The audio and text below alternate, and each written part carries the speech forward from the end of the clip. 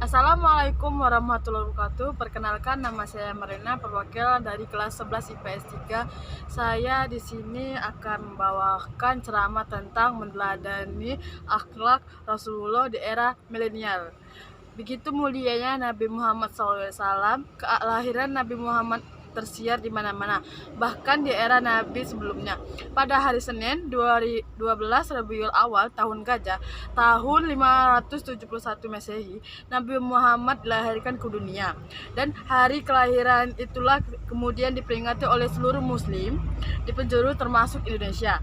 Lalu, apa yang kita jadikan teladanan dari Nabi Muhammad SAW di era milenial? Tentunya banyak sekali. Salah satunya adalah dari cara bertutur. Tidak pernah ada ucapan yang menyakitkan dari Rasulullah SAW. Tidak pernah ada ucapan yang menyudutkan, apalagi bersifat diskriminasi. Bahkan ucapan yang ditujukan oleh orang-orang yang membencinya tidak pernah yang menyakitkan. Yang keluar justru doa agar orang-orang yang menyakitinya berubah menjadi tidak menyakitinya. Mari kita lihat yang terjadi di era milenial ini. Banyak sekali masyarakat begitu aktif menebarkan kebencian di kehidupan maya atau nyata. Banyak orang yang sibuk mencari kejelekan dibanding kebaikan. Banyak yang menyebarkan provokasi hanya karena perbedaan latar belakang. Sementara pihak-pihak yang menebar kebencian tersebut bisa jadi seorang muslim, karena mayoritas masyarakat Indonesia beragama Islam. Mari kita berintrospeksi jika memang kita seorang muslim. Alangkah baiknya jika kita meneladani segala hal dari Rasulullah SAW, termasuk dari caranya bertutur dan bersikap.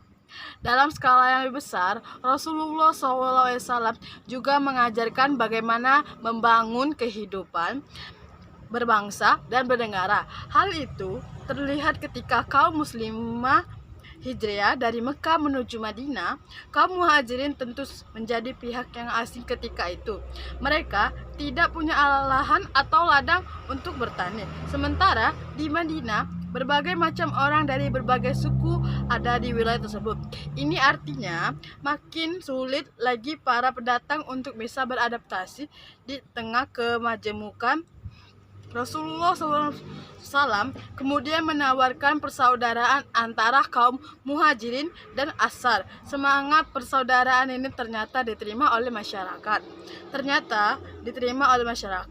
Muncullah kemudian piagam Madinah yang dalam perkembangan diadopsi ke dalam nilai-nilai hak asasi manusia atau HAM di negara-negara barat. Semangat persaudaraan terjadi di Madinah ini kemudian berkembang menyebar ke seluruh negara.